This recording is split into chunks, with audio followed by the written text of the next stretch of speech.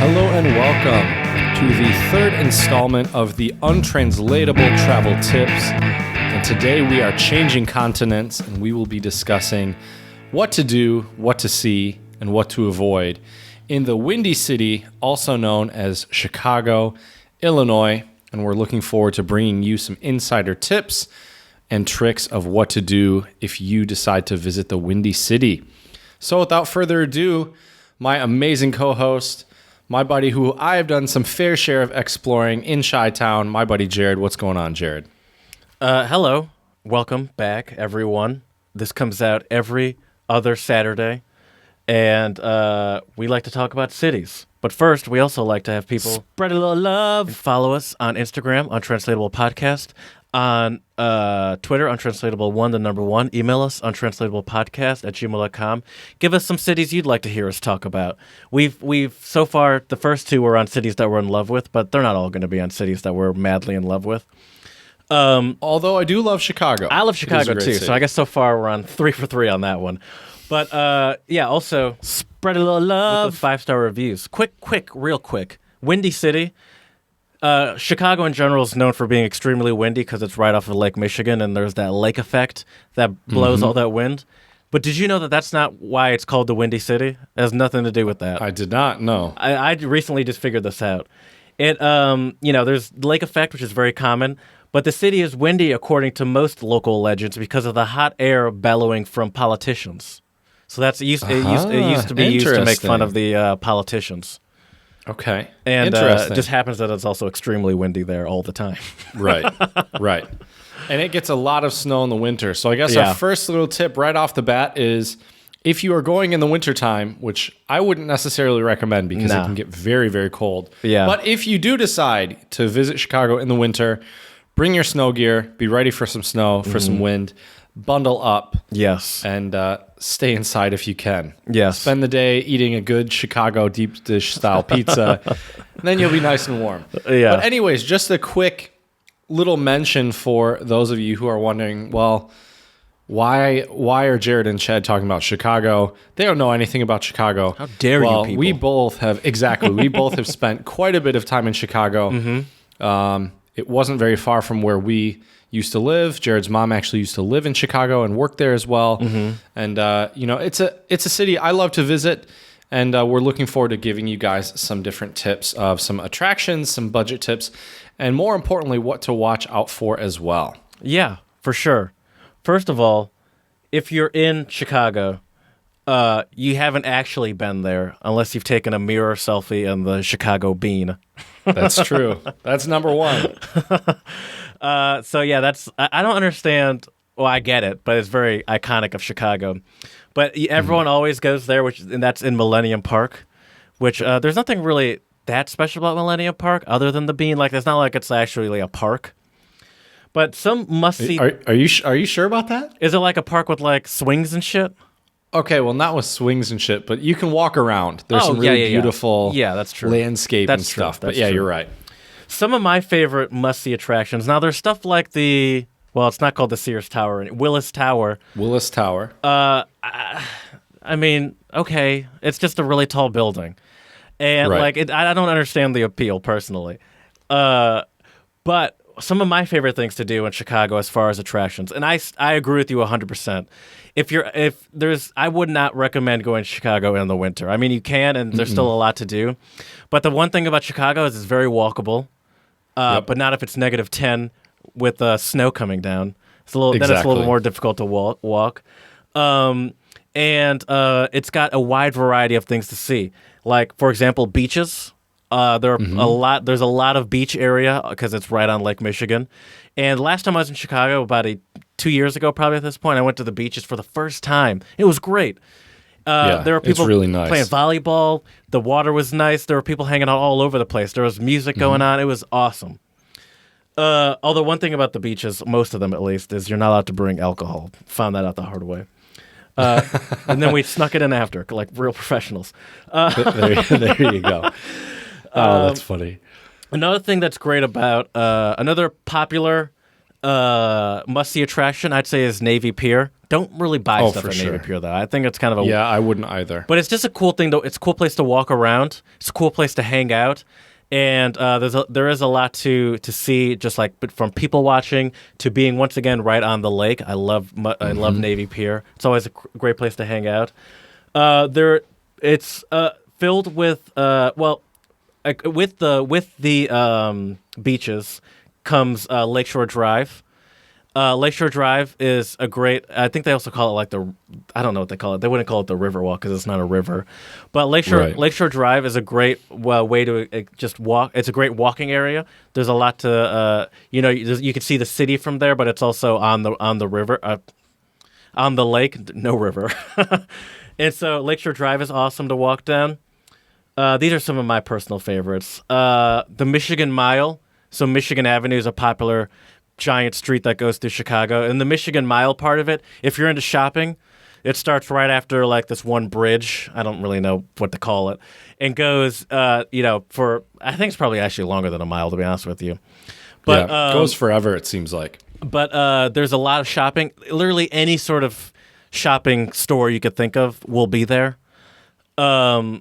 And so that is another place where, yeah, you could buy stuff. There's obviously, if you want to buy stuff, that's a great place to start. But it's also just a great place for people watching because that street is always packed to the brim. One other thing. I have two other things. I haven't let you say anything yet. That's okay. Do you have anything you want to say first? That's okay. You're good. Okay. You're good. Another one is live music.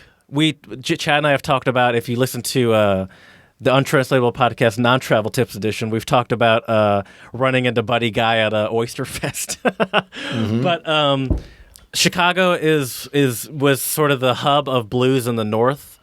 And so there are blues clubs and bars all over the place. And I've been to so many blues places that have been I thought about giving recommendations, and I thought, just Google it, because I've stumbled into so many places and been like, this is an amazing band of people that look like my grandparents that are killing it. And so there's blues places all over the place, and I'd say that that's a must-see. If you love music, or if you don't, because even if you don't love music, you still, if you don't love live music, the good thing about blues and jazz is it's also not usually... not always, but it's usually not a very overbearing style of music. It's great background music. So even if you aren't looking for live music, it's still a great place to go for just for a drink, because it's, I think even if you're not into live music, it's always cooler to have people actually playing amazing music rather than just stuff playing over speakers. So I think agree. that's really cool. And my last one, as far as must-see attractions, is baseball games. Now, you don't have to be a baseball fan. I don't really give a shit about baseball. But what I've said so many times, maybe not here, but in general, is that baseball games are not just for people that like baseball, but they're one of the greatest hangouts. They're a great social hangout. gathering. Baseball games are 3 hours long. Baseball games are known for beer. And even though... expensive beer, though. Even though they're expensive... You're going to pay for it. Yes. I'd say beer at a baseball game is not outrageous. Yes, expensive, and you're not going to get hammered at a... What? I'd say it's $7. It's like $8 to $11. Okay, that's kind of expensive. But that's usually pretty big. Regardless. I mean, yeah, they're tall boys, I think. I'd say they definitely are. You're not getting a normal They should be can. for that price. But hold on. I'm parched. I never talk this much, I feel like.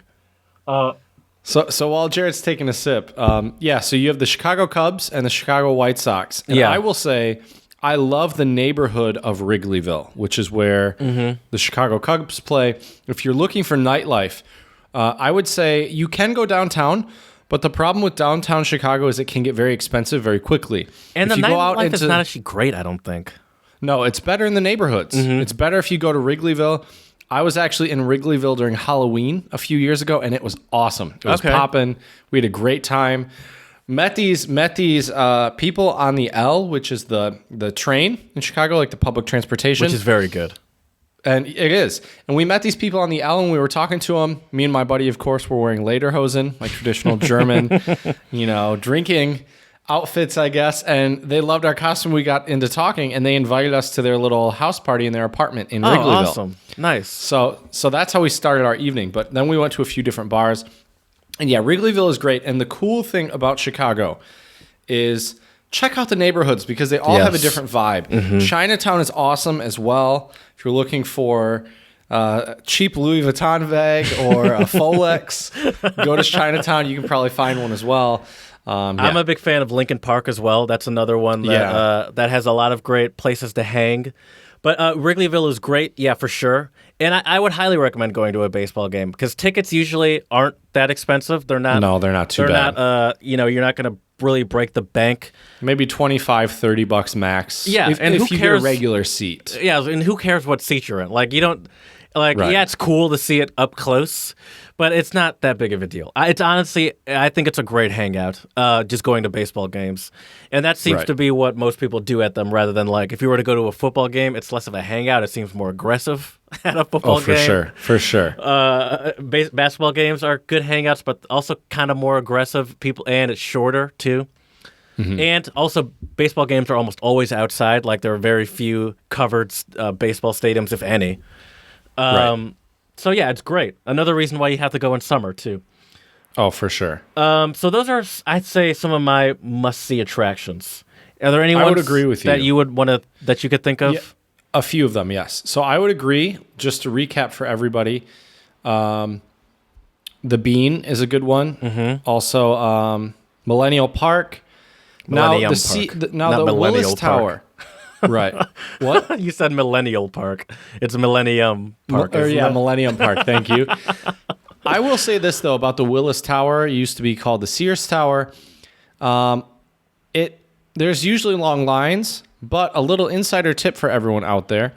What you could do instead is go to the Signature Room, which is on the 95th floor of the John Hancock Building, which is near there, and you can see equally stunning of views and have a tasty drink instead of waiting in line and spending money for the Willis Tower. That's a good idea. Each his own. That's smart, too. I've never been inside the Willis Tower or the Sears Tower, but is there anything in there really to see other than like a cool like observation sort of area to like overlook the city? Just the view. Yep, you're paying for the view. Yeah. And souvenirs, basically. That's it. Being on the 90 whatever floor of the John Hancock Building, that will give you just a good view.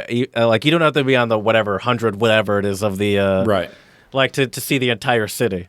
You're plenty high enough. And I didn't know that the John Hancock also had, like, actual bar and stuff, so you can hang out. Yep. Yeah.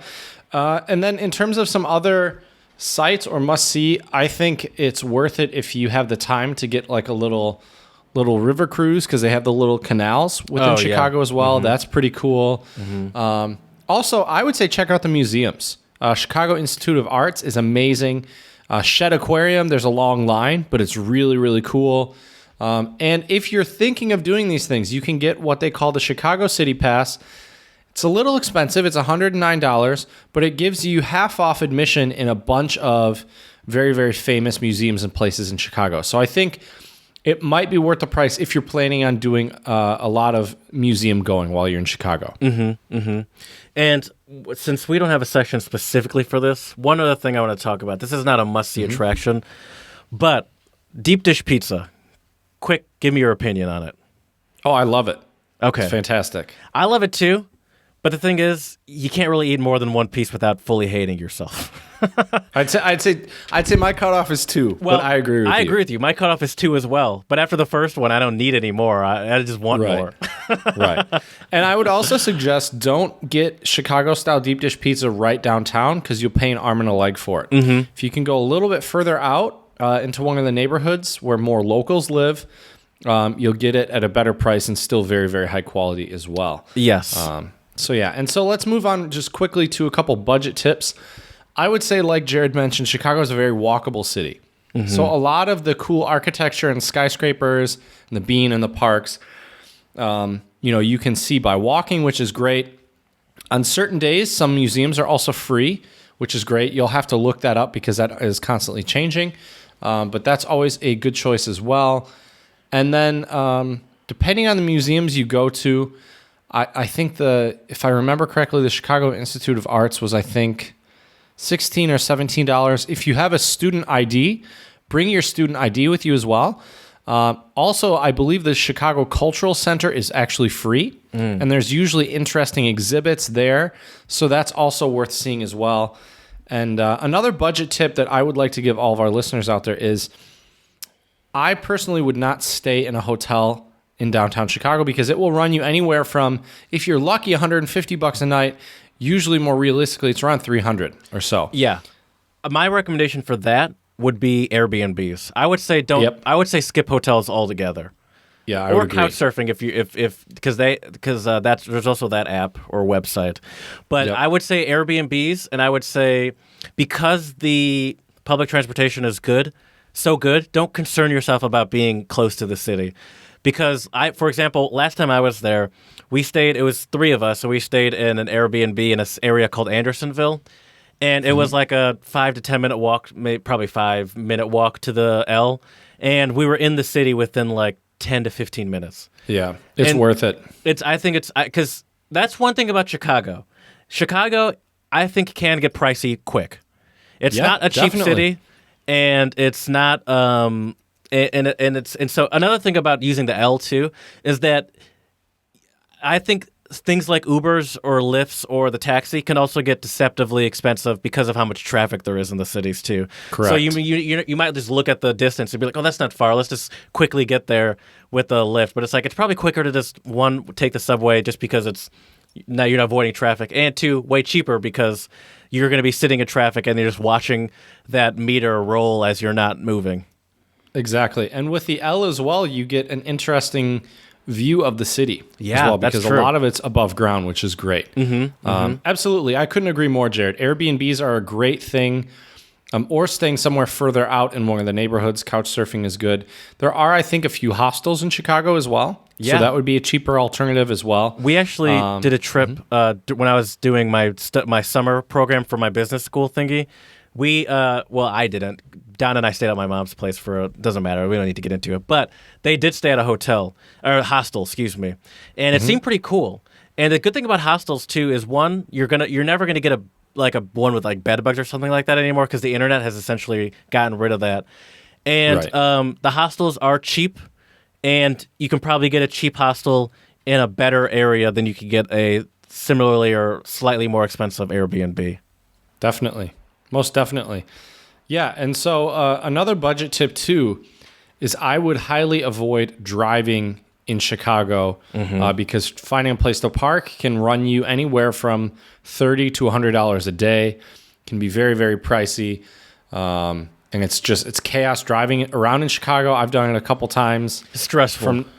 From now on, I'm not going to do that. And with the public transit, it's great. You have a lot of train access. And I think that leads us to what not to do and what to watch out for. One thing I would suggest is if you can avoid it, I would say try to take a train or a bus into Chicago, because Chicago O'Hare Airport is, in my opinion, a nightmare. Yeah, I'm with you. An absolute nightmare. So I would avoid flying into Chicago O'Hare or fly out of Chicago O'Hare. I really just wouldn't do that. I would say maybe you could try the Midway International Airport, which is closer to the southwest side of Chicago, which is smaller than O'Hare. There are less delays, shorter security lines, and things like this. So that's one tip. But Chicago, I obviously, we try to also focus this a lot on budget. And Chicago, there are a lot of trains and buses going into Chicago. If you're close enough, it's somewhere on the East Coast. On the East Coast, you should not have a problem finding buses or trains to Chicago. Exactly. And as we mentioned at the top of the show, we would not suggest visiting Chicago when it's cold. No, unless you're from Scandinavia or something and you're used to that. But it gets really, really cold. Yeah, and it's hard to really enjoy it. I mean, you can barely walk outside. And there's also, if you're there in winter, there's all those warnings about icicles that could fall on your head and kill you. Yep. Exactly. So, just avoid it if you're altogether in winter, I would say. Right. And the other thing is, too, Chicago-style deep dish pizza is great, but try other foods there. Chicago is well known for being a very culinary rich city with a lot of different styles of food. I've been to Mexican Town in Chicago, which is awesome. Really, really delicious, authentic Mexican food. There's a ton of great places. Chicago-style hot dogs are delicious. That's like a hot dog with, I think it's what has diced Ketchup? tomatoes, ketchup. Well, No, there's ketchup. no. They're anti-ketchup on hot dogs there. Are they? Okay. Yeah. That was There you go. Didn't know that. Learning something new. And like we also said too, don't limit yourself only to downtown. There are a lot of great neighborhoods to really get a good feel of Chicago, which is really great. I mean, Lincoln Park is great. Yep. Wicker Park is really awesome. Andersonville. Wrigleyville. There's tons of great places. Wrigleyville for sure. And I mean, that's the thing. I think there are many people who go to Chicago and they only see downtown. Yeah. Which, yes, it has its sights, but that to me, that's not really the true Chicago, right? That's not, to me, a place, really to get the true feeling of a place, it's where the locals are. Oh, for sure. And you're going to find more locals in other places. And as you said, Jared, had I have read more of this article earlier, don't put ketchup on a hot dog. So there you go. There you go. I didn't know Chicagoans were You against betcha. that. Yeah. Also, obviously, the museums, don't skip them. The Art Institute is amazing. The Field Museum is great. The aquarium is great. They're all really I think they're worth the money, even if they might be a little expensive. So yeah, do you have any what to avoid or don't do in Chicago, Jared? Just not really. I think you did a good job of covering it. But one thing I think to put people at ease, Chicago gets a bad reputation for being a aggressively dangerous city. But in any area that you, the listener, would be in, you're not even going to be anywhere close to that. I think that's a concern that you shouldn't have. Right. Because that's not really like you don't get that just walking through like Millennium Park. Like there's not shootouts happening. No, definitely not. And I mean, yeah, as you said, most of the areas that are pretty rough and tumble aren't probably likely going to be places where there are Airbnbs and other things like that. Right, exactly. So, Jared, if you were to give our listeners a time frame of when to see all the sites and do all the cool stuff in Chicago, what would be your kind of sweet spot of how long they should stay? I would say 4 to 5 days. Okay. I would say, like, I like, you and I have done this many times, and I've done this with other people, do a long weekend with the Friday and the Monday, and then maybe you leave, like, halfway through Monday or something like that. I think that's good, because there's, as far as, like, that's the difference between, I think, a lot of American cities and a lot of European cities, like Prague or Vienna that we've talked about, is that there's not really, like, yeah, it's a cool, like, giant, bustling city, but there's not really the same sort of sights to see like there are in a lot of those classical old European cities. Like, there aren't castles to see. There's not, like, there's not really stuff like that'll take your time. And so if you want to go see museums, a lot of the museums are actually kind of in a similar area, if I'm not mistaken, aren't they? They are. Yeah. They're all within walking distance, more or less. And so the museums are all kind of in a similar area. You could go to a beach for a day. You could, and then at the night, go to see live music. You could go to the Michigan Mile for another day and spend time in the actual really center of Chicago. So I honestly think a long weekend, 4 to 5 days, would really do it. I agree, 100%. I think you could squeeze it into 2 or 3 days, but you won't have as much time to enjoy the museums. Mm-hmm. But and you won't hit everything. Right. You definitely won't hit everything in 2 to 3 days. Right. I mean, even in 4 to 5, I think you can hit all the major ones. Mm-hmm. But there's a lot of cool stuff in Chicago, and it's definitely worth staying for, I'd say, longer than just a weekend. Yeah. Without a doubt. I'm with you. Without a doubt. And as we mentioned, where to stay, I think the neighborhoods are a great place. I personally really enjoy Wrigleyville and Lincoln Park. That's just me personally. And check out Airbnb or Couchsurfing. I'm sure you can find some very good options for you of where to stay in Chicago. And as we said before, just avoid hotels altogether because it is very expensive. They're crazy expensive. Mm-hmm. Yeah, crazy expensive. I stayed at a hotel a few years ago with a friend of mine just to show you how expensive it was. We stayed there 3 days, and I think it was about $500. Yeah, that's $600. I stayed in an Airbnb with 2 other people, Don and Brad, 2 people that our podcasters are very aware of. And it was, I'm trying to pull up the email, but it doesn't matter. It was like 100 and change per person. I believe it. Or like maybe even, it was like maybe 150 per person. And I mean, it was way more comfortable than a hotel. I mean, it was like a full apartment to ourselves. So not only was it way cheaper, but it was also much nicer and way more comfortable. And we had a kitchen and all that stuff too. Absolutely. So I guess just to recap for all of you out there, Chicago is a great city, but there's more to see than just downtown. But if you are downtown, check out the museums, the Bean. Navy Pier. Navy Pier, definitely. Millennium Park. And a lot over of 32, other great you can't places. go to the park. It's only for millennials. Exactly. So let us know what you thought. And if there are any places we missed, obviously there are plenty of other places in Chicago, but this is just kind of a quick rundown for all of our listeners out there who are thinking about Chicago and what you might want to do. So let us know if there are any other sites that you love to see. You betcha. Or restaurants you like to visit in Chicago at untranslatablepodcast@gmail.com. Check out our Twitter page, Untranslatable1, for songs of the pod and other witty nonsense from Jared. And also check out our YouTube channel, Untranslatable Podcast, with songs of the pod, the playlist, and also our podcast videos up there. And please give us 5-star reviews on iTunes and Stitcher. Spread a we little would greatly love. appreciate it. And we really hope that these travel tips give you some good substance or ideas, content when you decide to go travel somewhere. So let us know what we could do to improve it. When you give us a rating, we would really appreciate it. So, safe travels, bon voyage, and as we say here at the Untranslatable Podcast, děkujeme a muchas gracias.